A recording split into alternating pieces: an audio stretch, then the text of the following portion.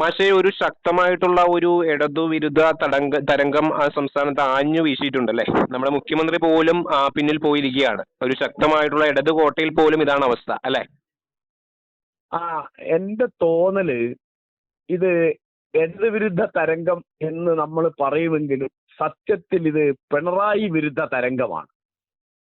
ഞാൻ അങ്ങനെ പറയുന്നത് എന്തുകൊണ്ടാന്ന് വിചാരിച്ചാല്, കഴിഞ്ഞ 5 കൊല്ലമായിട്ട് ഗവൺമെന്റ് എന്ന് പറഞ്ഞാൽ പിണറായിയാണ്, പാർട്ടി എന്ന് പറഞ്ഞാൽ പിണറായിയാണ്. ഇപ്പോ ഈ പത്രങ്ങളിൽ കൊടുത്ത പരസ്യം, മോഹൻലാലായിട്ടുള്ള ഇന്റർവ്യൂ, പിന്നെ കേരളത്തിലെ എല്ലാ മണ്ഡലങ്ങളിലും വെച്ചിട്ടുള്ള വലിയ ഹോൾഡിങ്ങുകൾ എല്ലാം നോക്കിയാൽ എല്ലാ മണ്ഡലത്തിലും മത്സരിക്കുന്നത് പിണറായി ആണെന്ന് തോന്നും. അതിനോടൊക്കെ ജനങ്ങൾക്ക് ഭയങ്കരമായ കയ്പുണ്ട് എന്ന് ആലോചിച്ചാൽ അറിയും ഒരാൾക്ക്.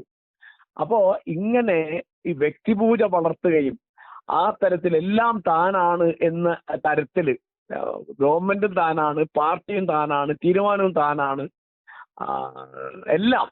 അപ്പൊ അതിനെതിരായിട്ടുള്ള, അതായത് ആ തരത്തിലുള്ള ഒരു പിണറായിസത്തിനെതിരായിട്ടുള്ള എതിർപ്പാണ്. അപ്പൊ അത് എം വി ഗോവിന്ദ മാഷെ പോലുള്ള ആളുകൾ അത് തടയാനോ നിയന്ത്രിക്കാനോ മുന്നോട്ട് വന്നില്ല. എല്ലാവരും അദ്ദേഹത്തിന്റെ വാഴ്ത്തുപാട്ടുകാരായി. അങ്ങനെ എന്തെങ്കിലും ഒരു എതിരേപ്പറ എപ്പോഴെങ്കിലും പറഞ്ഞത് CPI മാത്രമാണ്. അതൊന്നും പേരിന് പറഞ്ഞു എന്നല്ലാതെ എവിടെയും ഒരു ഫലിച്ചിട്ടില്ല.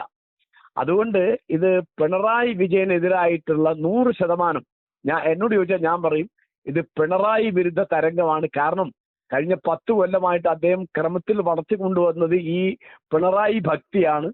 അതിനെയാണ് ജനങ്ങൾ തള്ളിക്കളഞ്ഞതെന്നാണ് ഞാൻ വിചാരിക്കുന്നത്.